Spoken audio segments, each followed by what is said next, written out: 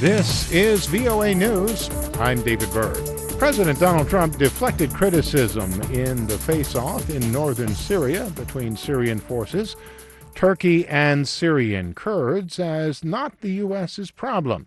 AP Washington correspondent Sagar Meghani reports. To the president, it's simple. Turkey, Syria, and the Kurds have issues. Let them work it out. We shouldn't be over there. But he's facing backlash at home for abandoning the Kurds, who fought Islamic State militants alongside the U.S. Turkey considers them terrorists and is now attacking them.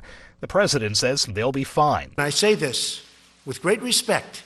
They're no angels. The criticism's coming from allies like Senate GOP Chief Mitch McConnell. The Kurds did the heavy lifting here. And Lindsey Graham, who worries about the U.S. being isolationist. To those who think the Mideast doesn't matter to America, remember 9/11. Sagar Meghani at the White House.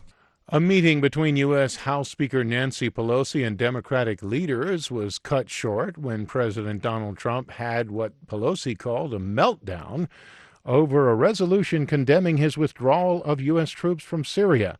Pelosi said she thought the president was upset over the 354-60 House vote, which included many members of his own party. I think that vote, the size of the vote, more than 2-1 of the Republicans voted to oppose what the president did, probably got to the president because he was shaken up by it. House Republican leader Kevin McCarthy said that Pelosi, in his words, had stormed out of the meeting with other Democrats.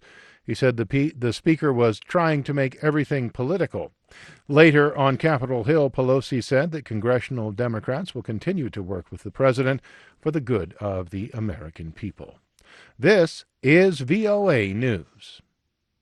A former top State Department aide has told the impeachment investigators on Capitol Hill that he resigned last week because he, quote, could no longer look the other way as colleagues were denied professional support and respect. That State Department official was a career Foreign Service officer and a top aide to Secretary of State Mike Pompeo. He said Wednesday that he was disturbed by administration efforts to obtain negative information on political opponents. He said the department failed to support Foreign Service employees caught up in the Ukraine controversy. House Democrats' impeachment probe is focused on efforts by President Donald Trump to urge Ukraine to investigate his political rival, Joe Biden, and his family.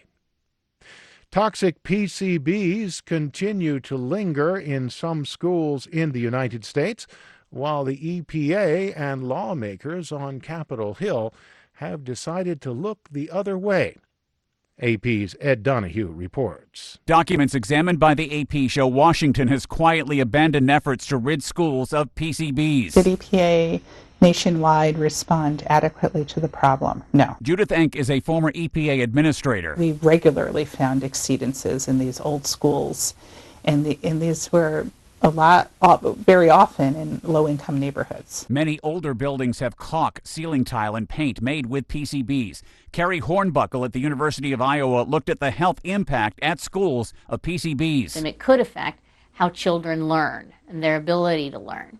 It also, because of its effect on the metabolic system, it could affect how children gain weight. Members of Congress who promised 3 years ago to find money to help schools address PCBs and other pollutants never introduced legislation. I'm Ed Donahue. On World Food Day Wednesday, Pope Francis lamented the paradox of hunger and obesity. AP's Walter Ratliff reports. Pope Francis is calling for lifestyle and dietary changes to address the paradox of a world in which people suffer from malnutrition in some areas and obesity in others. Francis lamented the distorted relationship between food and nutrition that he blamed on the world economy's profit-at-all-cost mentality. Francis noted that while obesity used to be a problem of the developed world, it is increasingly wreaking havoc in poorer countries, leading to increased cases of diabetes, heart problems, and eating disorders such as anorexia and bulimia.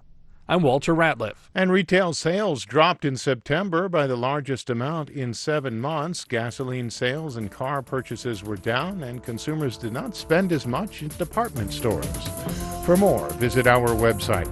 I'm David Byrd, VOA News.